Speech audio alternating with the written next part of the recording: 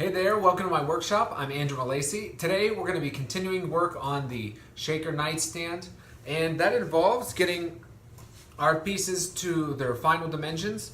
I've got to do some surface preparation, got to take the glue off, finish getting these panels nice and smooth and ready to go. Then I'll bring them down to their final length and width and even thickness if that's necessary. So, thanks for joining me today, and let's get started. I started out with the card scraper to remove the glue, and not for any particular reason other than it's really effective at getting glue off quickly and rather easily. So I went ahead, did this for all the boards, and when that was done, I started squaring up the stock.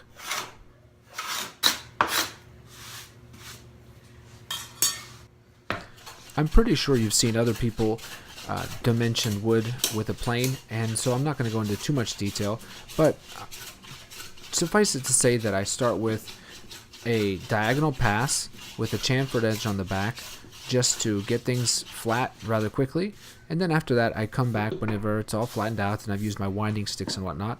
I bring in the smoother and start putting a almost finished surface on it. I'll probably come back one more time just as I'm about to glue up and remove any nicks that might have gotten in it during the build process.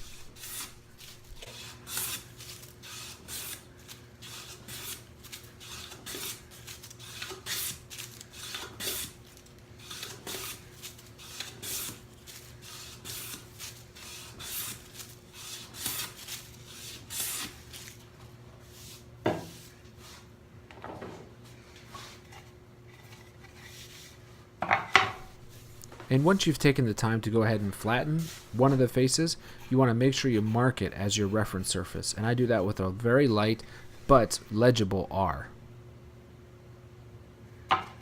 From here, you're going to thickness your boards, and so you only use the reference face to measure or gauge off of.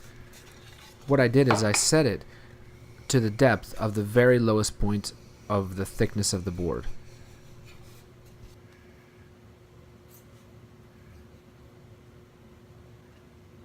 I just set the gauge for 6 inches, which is the width I need for all of my carcass panels there.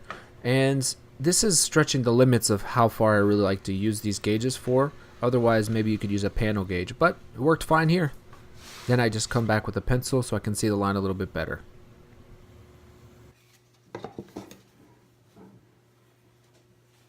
Initially, I had tried maybe sawing off the excess, but I found that if I just use a really heavy cut on the plane, it brought it down really fast.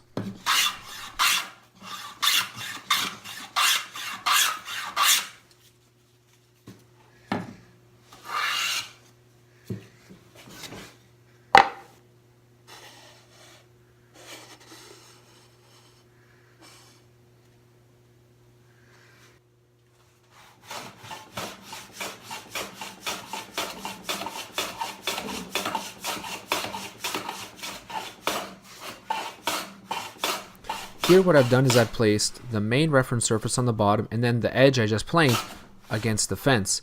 Then I use those as the reference to square up the edge, and then I have a third reference edge that I'm going to mark the total length from.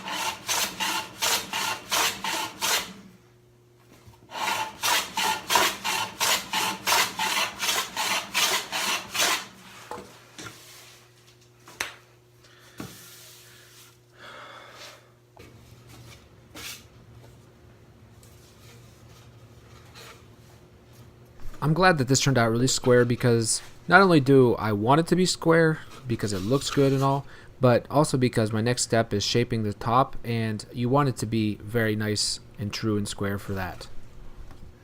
Thanks for being with me today while we dimensioned all our boards for the shaker nightstand. I hope it was enjoyable and useful, and we'll see you around for the next one.